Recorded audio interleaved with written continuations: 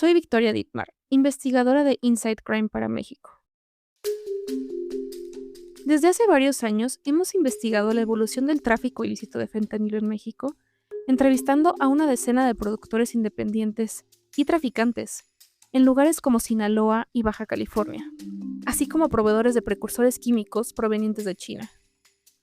Con ello, hemos documentado cómo diversos actores y redes criminales se han involucrado en este negocio ilícito, el cual ha contribuido a cientos de miles de sobredosis en países norteamericanos. También ha estado en el centro de las tensiones diplomáticas entre Estados Unidos, México y China. Sin embargo, hoy en día, la producción de fentanilo en México no se ve igual que hace unos años. Los gobiernos han aumentado drásticamente sus operaciones para interrumpir la cadena de suministro. Los precios de la droga también han caído e incluso algunos grupos criminales en México han impuesto sus propias restricciones sobre la producción de fentanilo.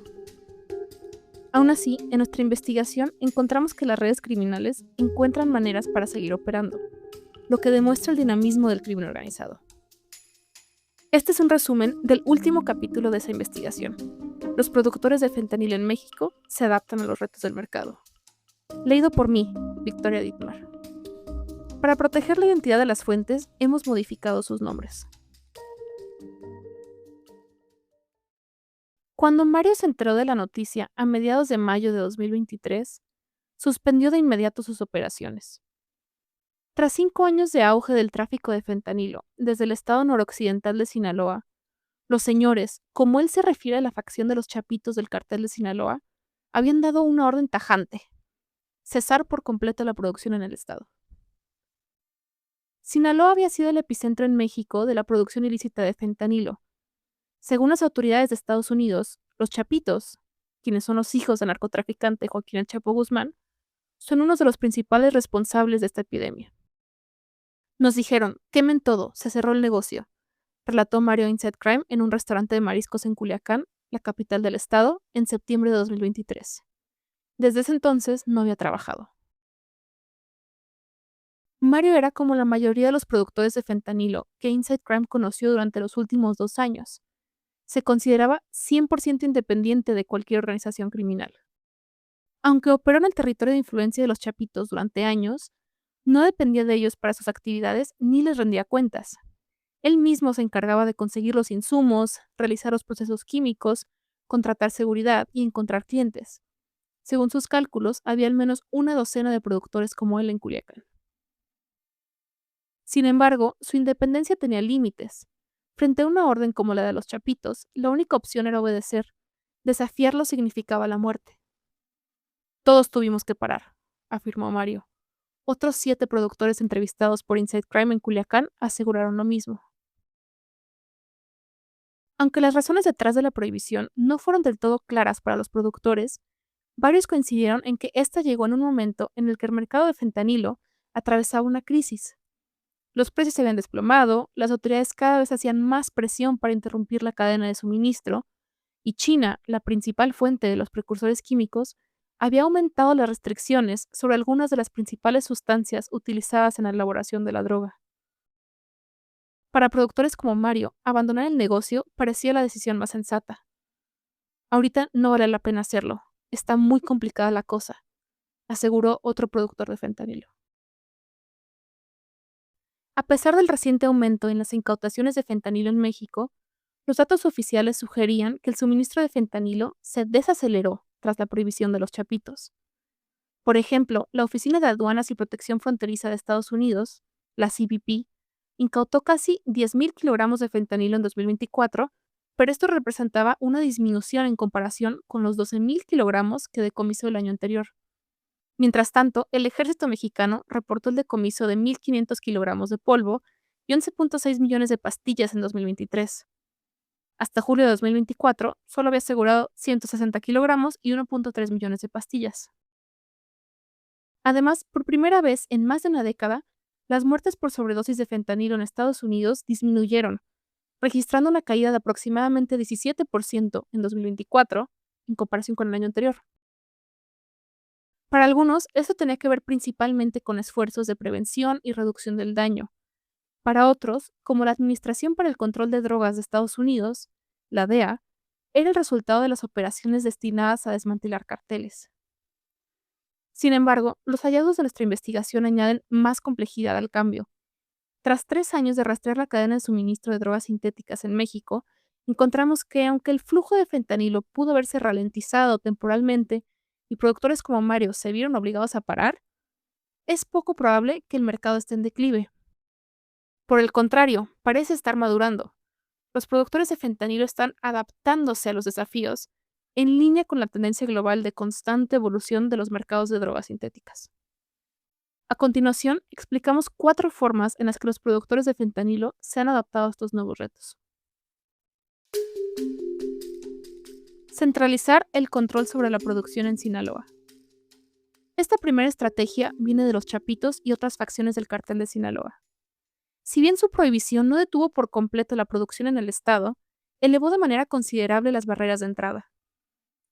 Antes de la prohibición, varios productores independientes entrevistados por Inside Crime en Culiacán describieron el montaje de una operación de producción de fentanilo como un proceso relativamente sencillo. En primer lugar, los precursores químicos y otros materiales necesarios estaban a su alcance. En Culiacán, por ejemplo, operan redes de intermediarios dedicados a conectar a productores con vendedores de estas sustancias en China y otros países. Otras redes también se dedican al acopio y a la distribución de estos productos en la ciudad. Aquí en cada esquina se consiguen las sustancias, dijo Mario. En segundo lugar, para aprender a producir fentanilo, solo se requería tener acceso a una receta y no eran necesarios conocimientos avanzados en química. Estas recetas pueden ser compradas directamente a los proveedores en China o enseñadas por expertos en química. Posteriormente, el conocimiento se difundía entre varias células de producción. Mario, por ejemplo, aprendió a cocinar fentanilo mientras trabajaba de ayudante en otro laboratorio, antes de establecer su propia operación. La inversión inicial también era manejable. Los productores independientes referían haber gastado alrededor de $60,000 para montar sus laboratorios. 2 de ellos incluso aseguraron recibir financiamiento por parte de inversionistas criminales. Estas bajas barreras de entrada permitieron que la producción de fentanilo prosperara en Culiacán, según las fuentes. Además, nunca faltaron los compradores, un término comúnmente utilizado para referirse a las grandes organizaciones criminales que operan a lo largo de la frontera y se encargan de transportar el producto terminado. En ciertos aspectos, el modelo fue víctima de su propio éxito. La feroz competencia entre productores hizo que los precios cayeran casi a la mitad. Varios productores afirmaron que el precio al por mayor de 1 kilogramo de fentanilo puro bajó de aproximadamente $7,000 en México y $15,000 en la frontera en 2022 a unos $3,000 y $7,000 respectivamente en 2023, es decir, se redujo a la mitad. También hubo variaciones considerables en la pureza de los productos finales. En 2022, por ejemplo, los decomisos de fentanilo analizados por la DEA tenían niveles de pureza que variaban entre el 0,07% y el 81,5%. Estas inconsistencias implicaban que los consumidores nunca pudieran predecir qué dosis podría ser letal. Inevitablemente, esto incrementó el escrutinio por parte de las autoridades a lo largo de la cadena de suministro, lo cual terminó siendo perjudicial para el negocio. En ese sentido, la prohibición de los chapitos cambió las reglas del juego. Para seguir operando, los productores en Sinaloa no solo necesitaban tener acceso a los materiales y el conocimiento, sino también el permiso de este grupo y de las otras facciones del cártel de Sinaloa. Además, los productores debían destinar mayores recursos humanos y financieros para operar de manera clandestina, algo de lo que pocos eran capaces. Antes cualquiera podía agarrar la fórmula, pero ahora hay órdenes y no cualquiera se aventa al ruedo, nos dijo un productor de fentanilo actualmente recluido en el penal de Aguaruto, a las afueras de Culiacán, en una llamada telefónica con Inside Crime en agosto de 2024. Obtener el permiso de las facciones del cártel de Sinaloa no es un proceso sencillo, y se basa principalmente en relaciones de confianza. Una persona que ha trabajado en la producción de metanfetamina y fentanilo nos explicó que esta confianza se logra al tener familiares u otras conexiones personales dentro de la organización, quienes puedan actuar como referencia o garantía. Los productores también deben demostrar que pueden mantener un perfil bajo. Aún así, construir esa relación puede tomar años. Conseguir los ingredientes es sencillo, el permiso es lo más difícil de todo, comentó el traficante desde su casa en una comunidad rural a una hora del centro de Culiacán. No queda claro cuántos productores cuentan actualmente con el permiso para producir fentanilo en Culiacán, pero las fuentes concordaron en que posiblemente era un grupo reducido que mantiene sus operaciones en zonas remotas, como la serranía de Sinaloa. Es un grupo muy selecto, se están cuidando más, dijo un coordinador de varios laboratorios de drogas sintéticas, quien asegura haber trabajado para varias facciones del cartel de Sinaloa. Los efectos de este mayor control sobre la producción de fentanilo podrían estar comenzando a evidenciarse.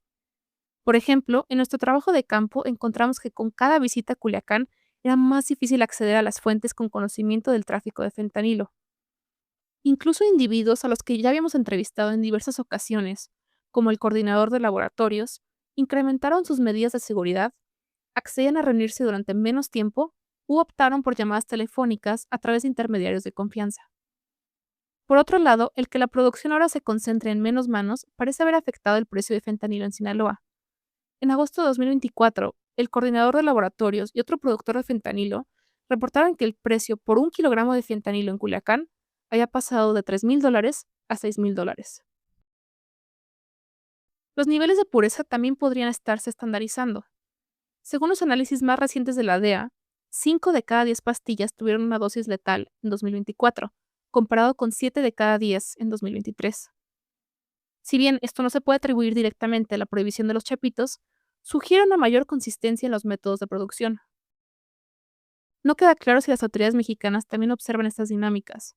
Inside Crime envió varias solicitudes de entrevista a la Secretaría de Defensa, la Guardia Nacional, la Secretaría de Marina y la Fiscalía General de la República para hablar sobre sus perspectivas sobre la evolución del tráfico de fentanilo. Para algunas no obtuvimos respuesta y las otras fueron rechazadas. En declaraciones públicas, el gobierno continúa manteniendo una postura de negación frente a la producción de fentanilo, la cual ha predominado desde la administración de Andrés Manuel López Obrador. No obstante, funcionarios de seguridad estatales en Baja California y Chihuahua afirmaron que seguían rastreando la mayor parte del fentanilo que decomisaban en la frontera a redes criminales en Sinaloa. Las estadísticas de decomiso de las autoridades federales coinciden con esta perspectiva. Aunque no hay cifras oficiales sobre el desmantelamiento de laboratorios de fentanilo, la Fiscalía continuó reportando incautaciones de precursores químicos de fentanilo en Culiacán y alrededores después de la prohibición de los chapitos en mayo de 2023.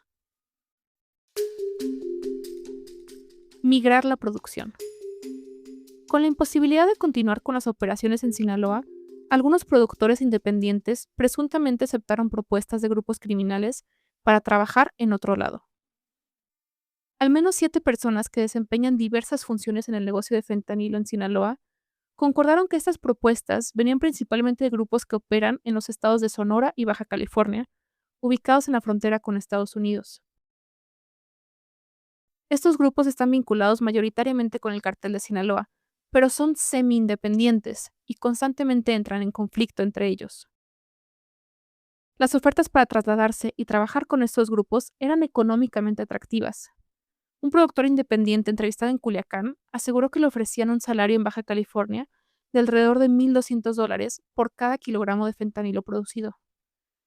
Antes de la prohibición, esa misma cantidad era la que debía de repartir entre 6 socios. Según él, la mayoría de los productores que conocía habían aceptado estas ofertas. En algunos sentidos, migrar la producción al norte no cambiaba de manera significativa la dificultad para operar. Por ejemplo, conseguir los precursores químicos y otros insumos podía hacerse mediante los mismos contactos con proveedores chinos. Los grupos criminales también podían prestar su infraestructura para facilitar el trasiego de las sustancias o encargarse de proveer estos materiales directamente a los productores. Además, producir fentanilo más cercano a la frontera era estratégico, ya que reducía los costos involucrados en el transporte desde Sinaloa para estas facciones criminales. Sin embargo, operar en territorios altamente volátiles y con constantes disputas entre grupos criminales implicaba renunciar a la independencia. Los productores consultados aseguran que emigrar significaba aliarse a uno de estos grupos criminales. Esta alianza implicaba solo poder vender a compradores autorizados, cumplir con cuotas de producción e invertir mayores recursos en seguridad para protegerse de grupos rivales, algo que no tenían que hacer en Culiacán previo a la prohibición. Además, debían atenerse a órdenes estrictas para mantener un perfil bajo. Solo sigo órdenes, no puedo andar de preguntón, dijo un cocinero que entrevistamos en Tijuana. Asumir estos riesgos era un mal necesario para algunos productores, sobre todo para aquellos con poca experiencia en otros mercados de drogas. Muchos se fueron simplemente porque eso, es decir, producir fentanilo, es lo que saben hacer. Se unen a otros bandos para seguir haciendo lo mismo, nos dijo el productor, que actualmente cumple una condena en el penal de Aguaruto. Pero para otros, incluido Mario, los riesgos no valen la pena y la seguridad era un aspecto clave. A pesar de ser independientes, aseguran que previo a la prohibición en Culiacán, habían tenido acceso a las redes de protección establecidas por los chapitos y no confiaban en poder obtener lo mismo en territorios desconocidos. Por lo tanto, decidieron volver a otros negocios, como el de la metanfetamina y la heroína. No me voy a ir de Sinaloa, no conozco a nadie allá y no sabría con quién estoy lidiando, nos dijo el productor independiente al que le habían ofrecido mudarse a Baja California. Adaptar los métodos de producción. Los productores de fentanilo en México están atravesando una curva de aprendizaje, impulsada en parte por regulaciones y controles cada vez más estrictos sobre la cadena de suministro de precursores químicos. Un proceso similar ocurrió en el mercado mexicano de metanfetaminas. A partir de finales de la década de los 2000 y principios de 2010, los productores mexicanos pasaron de depender de precursores altamente regulados, importados del extranjero, a sintetizarlos de manera local a partir de precursores menos regulados y otros químicos esenciales. Aunque el mercado de fentanilo en México aún no ha alcanzado esta etapa, los productores parecen dirigirse en esa dirección. El cambio regulatorio más reciente ocurrió en agosto de 2024, cuando China impuso controles más estrictos sobre el 1-VOC-4AP y el 4AP, dos sustancias ampliamente utilizadas como precursores de fentanilo por productores en Sinaloa, según nuestras entrevistas e investigaciones de las autoridades estadounidenses. Durante nuestro trabajo de campo en Sinaloa ese mes, varias fuentes informaron que el acceso a estas sustancias ya se había vuelto difícil durante el último año, lo que provocó escasez ocasional en la producción. No es la primera vez que los productores enfrentan este tipo de desafíos.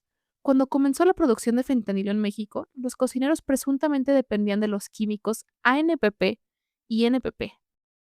Sin embargo, en 2019, China aumentó las restricciones sobre estos químicos, lo que obligó a varios productores a adaptar sus recetas y utilizar precursores, suministrados también por proveedores chinos. Según varios productores entrevistados, el primer ajuste fue mezclar el fentanilo ya producido con otras sustancias para aumentar el volumen. Una de estas es la silacina, un sedante no opioide utilizado principalmente en medicina veterinaria. La mezcla presuntamente permitió a los cocineros compensar la escasez temporal de fentanilo mientras seguían fabricando una sustancia con efecto depresor. Además, obtener silacina no representaba una gran dificultad. Aunque en México el sedante solo está legalmente disponible para médicos veterinarios o bajo receta, dos fuentes de la industria veterinaria señalaron que el desvío de silacina ocurre con relativa facilidad. Explicaron que esto se debe a la falta de recursos, la corrupción o la presión ejercida por los grupos criminales sobre funcionarios de salud. Por ejemplo, el coordinador de laboratorios de drogas sintéticas entrevistado en Culiacán explicó que su célula de producción obtenía silacina mediante contactos en rodeos en las zonas rurales de Sinaloa. Estos contactos presuntamente justificaban sus compras al afirmar que necesitaban tratar caballos, adquirían cantidades excesivas y vendían el excedente. También es posible que las redes de producción obtuvieran silacina del extranjero. En mayo de 2024, una corte del Distrito Central de California acusó a una empresa química china y a 3 de sus altos directivos por vender precursores de fentanilo y silacina que, según las autoridades, eran destinados a la producción de drogas ilícitas. Según el comunicado de prensa, México era uno de sus mercados más rentables. En nuestra propia investigación encontramos numerosos sitios web abiertos que vendían silacina y la enviaban al extranjero. Una simple búsqueda en Google de envío mundial de silacina, que hicimos en inglés y la realizamos desde México, arrojó varios resultados de sitios web en China, India y países europeos. También encontramos sitios web que específicamente la anunciaban como una droga. Por ejemplo, un sitio chino llamado TG Chemicals, que anteriormente identificamos como un proveedor de precursores químicos, describe la silacina como una sustancia apta para el consumo humano. Hace que las personas se sientan somnolientas, reduce la actividad cerebral, relaja los músculos y ralentiza el ritmo cardíaco y la respiración. Decía la descripción del producto, que se vendía por tan solo $7 por cada 5 mililitros y ofrecía envíos a nivel mundial. La mezcla de silacina y fentanilo puede ocurrir en cualquier etapa de la cadena de suministro y probablemente ha estado sucediendo en el mercado estadounidense de fentanilo desde hace varios años, especialmente a nivel minorista. Por ejemplo, el Sistema Nacional de Laboratorios Forenses de la DEA comenzó a detectar un aumento de silacina en muestras de fentanilo desde 2019, cuando las redes de tráfico de drogas mexicanas todavía estaban en las etapas iniciales de la producción de fentanilo. Los fiscales estadounidenses también han detectado ventas directas de silacina desde China a Estados Unidos. Mientras tanto, en Culiacán, los productores de fentanilo también habían comenzado a adaptarse a las interrupciones de la cadena de suministro.